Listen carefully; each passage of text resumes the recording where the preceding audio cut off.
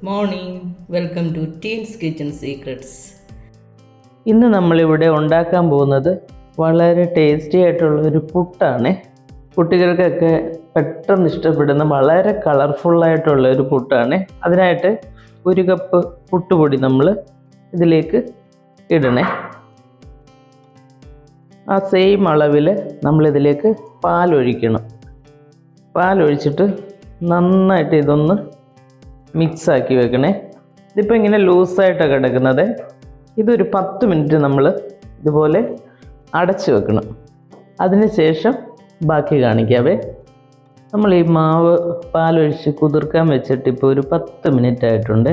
ഇനി നമുക്കിത് തുറന്ന് നോക്കാം. ഇതുപോലൊരു സ്പൂണും കൊണ്ട് ഇങ്ങനെ ആക്കി നോക്കുക. കണ്ടോ?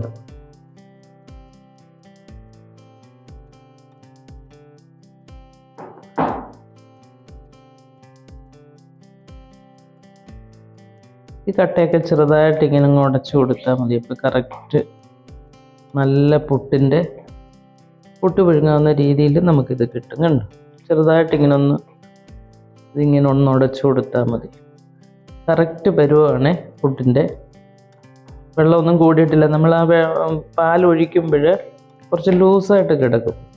പക്ഷേ അത് കുതിർന്ന് വരുമ്പം ഇതുപോലെ കറക്റ്റ് പരുവായിരിക്കുമേ. കണ്ടോ? ഇനി ഇതിലേക്ക് നമ്മൾ 1 കപ്പ് തേങ്ങ ഇട്ട് കൊടുക്കണേ. ഒരു വലിയ ക്യാരറ്റ്. ഇത് വളരെ കളർഫുള്ളായിട്ടുള്ളൊരു പുട്ടാണ്. ഒരു ക്യാരറ്റ് ഇത് ഞാൻ വെജിറ്റബിൾ കട്ടറിൽ വെച്ച് ചെറുതായിട്ട് അരിഞ്ഞെടുത്താണ്. ഗ്രേറ്റർ ഉണ്ടെങ്കിൽ അത് ഉപയോഗിച്ച് ഇങ്ങനെ ഗ്രേറ്റ് ചെയ്തെടുത്താൽ മതി കേട്ടോ. ഇനി ഇതിലേക്ക് കുറച്ച് കിസ്മിസും പിന്നെ ഞാൻ കുറച്ച് ബദാം അതും കൂടെ ചെറുതായിട്ട് അരിഞ്ഞതുണ്ട്, അതും കൂടി ഇതിനകത്തിട്ട് കൊടുക്കുക. ഇത് കുട്ടികൾക്കൊക്കെ വളരെ ഇഷ്ടപ്പെടുന്ന ഒരു പുട്ടാണ്. അവർക്ക് ഈ കളർഫുള്ളായിട്ടുള്ള സാധനങ്ങളൊക്കെ കാണുമ്പോഴേ അവർക്ക് കഴിക്കാനും തോന്നും. ഇനി ഇതിലേക്ക് വേണ്ടത് 1 ടേബിൾ സ്പൂൺ പഞ്ചസാര ഇട്ട് കൊടുക്കണേ. പിന്നെ കുറച്ച് നെയ്യ്. ഇത് നമ്മുടെ വീട്ടിലുണ്ടാക്കിയ നെയ്യാണ്. നെയ്യ് ഒരു സ്വല്പം കൂടി ഇട്ട് കൊടുക്കുക. നെയ്യിടുമ്പോൾ നല്ല ടേസ്റ്റാണ് കേട്ടോ. ഇനി ഇത് നന്നായിട്ട് അങ്ങ് യോജിപ്പിക്കണേ. ക്യാരറ്റും നെയ്യും പഞ്ചസാരയും എല്ലാ ഭാഗത്തും ആകത്തക്ക രീതിയിൽ കൈകൊണ്ട് ഇളക്കുവാണെങ്കിൽ കൈകൊണ്ട് ചെയ്താൽ മതി. അല്ല സ്പൂൺ കൊണ്ടാണെങ്കിൽ ഇങ്ങനെ സ്പൂൺ കൊണ്ട് തന്നെ ഇതിങ്ങനെ ചെയ്താൽ മതി. ഇതിന് പഴവോ അല്ലെങ്കിൽ മറ്റ് കറികളോ ഒന്നും വേണ്ട കേട്ടോ. ഭയങ്കര ടേസ്റ്റായിട്ടുള്ള പുട്ടായത്. ചില കുട്ടികളുണ്ടല്ലോ വെജിറ്റബിൾസ് ഒന്നും കഴിക്കത്തില്ല. അപ്പം നമ്മൾ ഇതുപോലെ എന്തെങ്കിലുമൊക്കെ ചെയ്ത് കൊടുത്താൽ അവർക്ക് ആവശ്യത്തിനുള്ള വെജിറ്റബിൾ കിട്ടും. കണ്ടോ? ഇത് നന്നായിട്ട് എല്ലാ ഭാഗത്തുമായി കൈകൊണ്ട് തന്നെ മിക്സ് ചെയ്താലും ഒരു കുഴപ്പമില്ല കേട്ടോ. അതാകുമ്പോൾ നമുക്ക് എല്ലായിടവും നന്നായിട്ട് മിക്സ് ചെയ്ത് പോകാൻ പറ്റും. ഇതിനകത്തിനി ഉപ്പും കൂടെ ആഡ് ചെയ്യണേ. ഉപ്പ് ഞാൻ ഇട്ടില്ലായിരുന്നു. ഉപ്പങ്ങ് ചേർത്ത് കൊടുക്കുക. ഇനി നമുക്ക് കൈ നന്നായിട്ട് വാഷ് ചെയ്തിട്ട് കൈ കൊണ്ട് മിക്സ് ചെയ്യണേ. ഈ ക്യാരറ്റ് എന്ന് പറയുന്നത് ഒരുപാട് വൈറ്റമിൻസ് അടങ്ങിയ ഒരു വെജിറ്റബിളാണ്.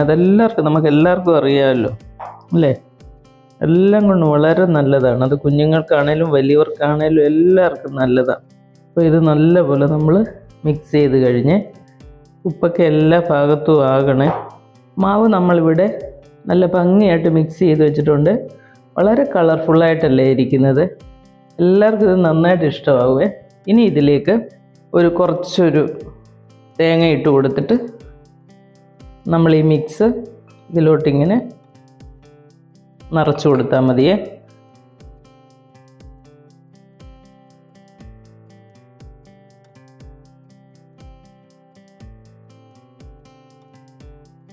ഇടയ്ക്കൊന്നും തേങ്ങ ഇടണ്ട, കാരണം നമ്മൾ ഇതിനകത്ത് നല്ലപോലെ തേങ്ങ ഇട്ടിട്ടുണ്ടല്ലോ. അപ്പോൾ പിന്നെ ഇടയ്ക്ക് തേങ്ങ ഇടേണ്ട കാര്യമില്ല.